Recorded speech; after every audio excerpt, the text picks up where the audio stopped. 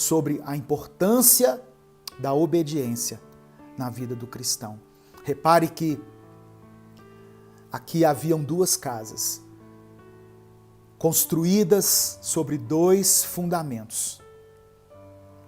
E as duas casas foram alvos de tempestades, de lutas, de dificuldades. Eu sempre digo isso aqui, quando Deus me traz até essa passagem dos evangelhos.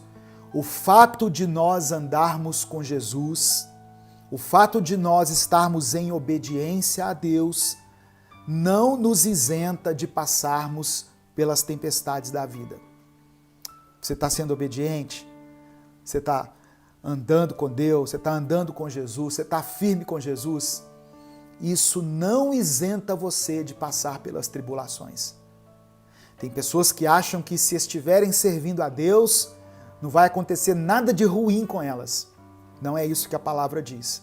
Jesus disse que no mundo nós teríamos aflições, mas que nós não desanimássemos, que nós tivéssemos bom ânimo, porque Jesus venceu o mundo. Ele venceu o mundo. Amém, meu irmão? Você está, sim, sujeito a passar por problemas. Vejam a quantidade de pessoas aí nos comentários pedindo oração. Servos e servas de Deus, fiéis ao Senhor. Muitas vezes mais fiéis do que eu e você. Fiéis nos seus dízimos, nas suas ofertas, nas suas obrigações. Pessoas tementes, pessoas que buscam a Deus aí mesmo em meio às dificuldades, mas mesmo assim elas estão passando por problemas. As duas casas foram alvo dos ventos, dos rios, das tempestades. Mas aquela que estava em obediência prevaleceu, continuou firme. Então que você aprenda, você entenda junto comigo isso aqui, esse fundamento importantíssimo da vida cristã. Devemos ser obedientes ao Senhor, porque no dia da adversidade, no dia das tribulações, Deus se lembrará da nossa obediência. Deus olhará para a nossa vida e terá misericórdia. Ele dirá: esse é um servo que anda em obediência, esse é um servo que anda comigo. Eu serei compassivo com ele. Eu não permitirei que a sua casa caia. Eu não deixarei que a sua casa desabe, a sua vida, a construção da sua vida, a edificação que é o seu lar. Ela vai permanecer. Portanto, não seja insensato. Não seja como alguém que somente ouve a palavra de Deus e não a coloca em prática. E eu falo aqui para muitas pessoas que têm vivido dessa maneira. Pessoas que vão aos cultos, que toda semana são ministradas, que recebem a palavra, mas que agem como se Deus não estivesse falando com elas. Você está agindo como uma pessoa insensata. Haja como alguém prudente. O que é ser prudente? É andar de acordo com o que a palavra de Deus nos diz. Você tem sido uma pessoa imprudente, você tem desprezado os mandamentos do Senhor. Muitas pessoas agem como se não houvesse amanhã, como se Deus não estivesse vendo elas. Fingem que são uma coisa, mas por trás estão com uma vida detonada pelo pecado.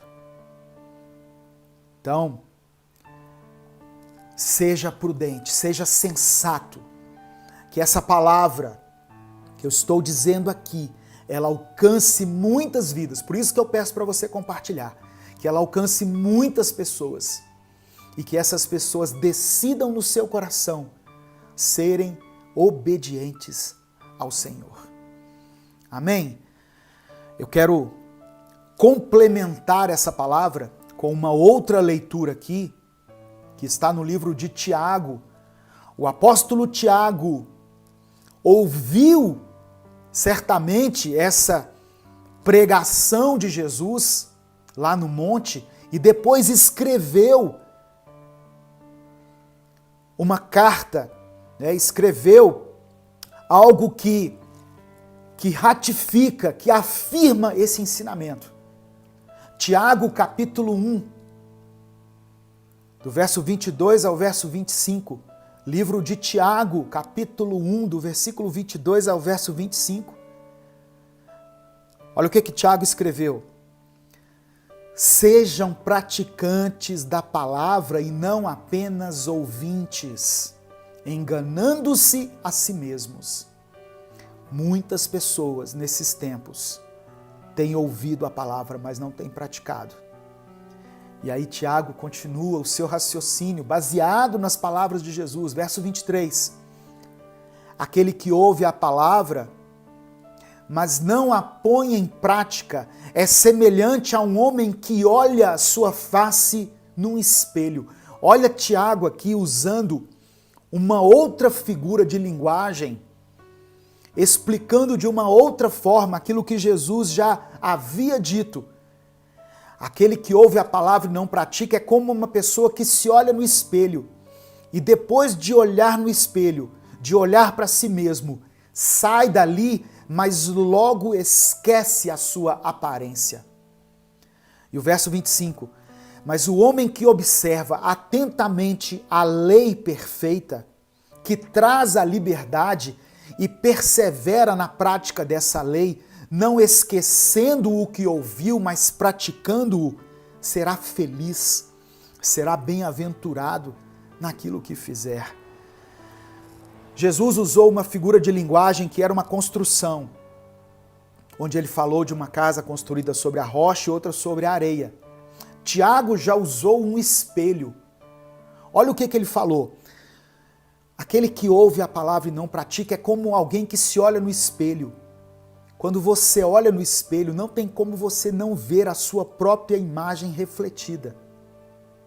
Só que depois que você sai dali, é como se você esquecesse de tudo que você viu. Um homem diante de um espelho, ele não leva muito tempo para formar uma opinião a respeito da sua aparência. Um homem ou uma mulher diante do espelho. Quando você olha diante de um espelho, talvez você perceba os sinais de que a sua idade já está avançando, talvez alguma ruga, talvez a tensão que você tem vivido, as noites que você tem passado em claro, te deixem com olheiras. Então os sinais, eles aparecem para nós de uma forma evidente no espelho. É no espelho que você percebe quem você é, quem você está se tornando. É no espelho que você tem uma visão clara das coisas, que você enxerga a si mesmo e às vezes você vê algum sinal que te deixa preocupado. Você já parou, às vezes, no espelho e pensou assim, puxa vida, os anos passaram para mim. A vida avançou. Você já pegou alguma foto sua 3x4, talvez a foto da sua identidade, e pensou assim, puxa vida, quanto tempo se passou depois que eu tirei essa foto? Olha como eu estava mais jovem, olha como a minha pele estava mais viçosa, olha como o meu olhar era mais brilhante, olha como os meus cabelos eram mais pretos, no meu caso aqui. Você se lembra da minha voz, continua a mesma, já dizia aquele comercial, mas os meus cabelos, quanta diferença. Então, diante de um espelho, as pessoas deveriam se preocupar, deveriam voltar para dentro de si mesmas e pensar seriamente em como elas têm conduzido a sua vida e em como elas poderão melhorar diante dos anos que ainda virão. Porque muito mais do que olhar para o passado, refletir sobre o passado, sobre os nossos erros, sobre alguma conduta inadequada que nós persistimos em ter, nós deveríamos olhar no espelho e traçar uma meta, um objetivo de sermos pessoas melhores daqui para frente. Só que as pessoas olham no espelho, veem tudo isso que eu falei aqui, mas depois elas saem dali e elas prontamente perdem o seu interesse na sua aparência. Talvez elas até queiram esquecer de alguns aspectos que são indesejáveis.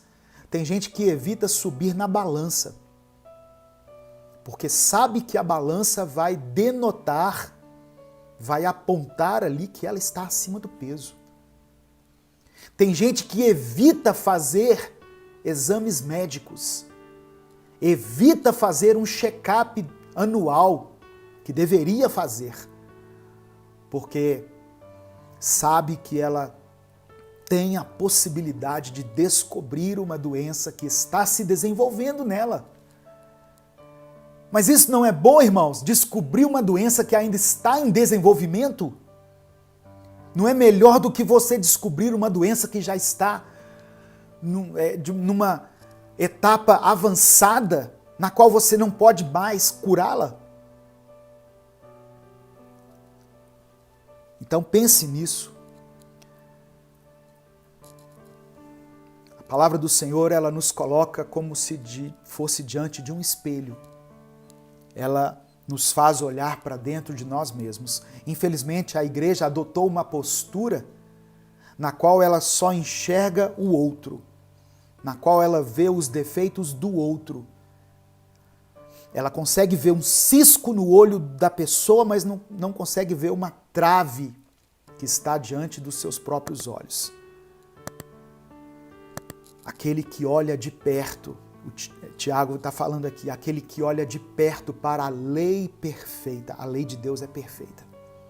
Ela é o nosso referencial de conduta, ela é o nosso norte, ela é a nossa bússola de direção. Nela nós devemos ter um parâmetro para conduzir a nossa vida, e não nos outros. Pare de apontar defeitos nos outros e olhe para você mesmo. Vá para diante de um espelho. Talvez você seja essa pessoa que Jesus disse aqui, que a palavra entra num ouvido e sai no outro.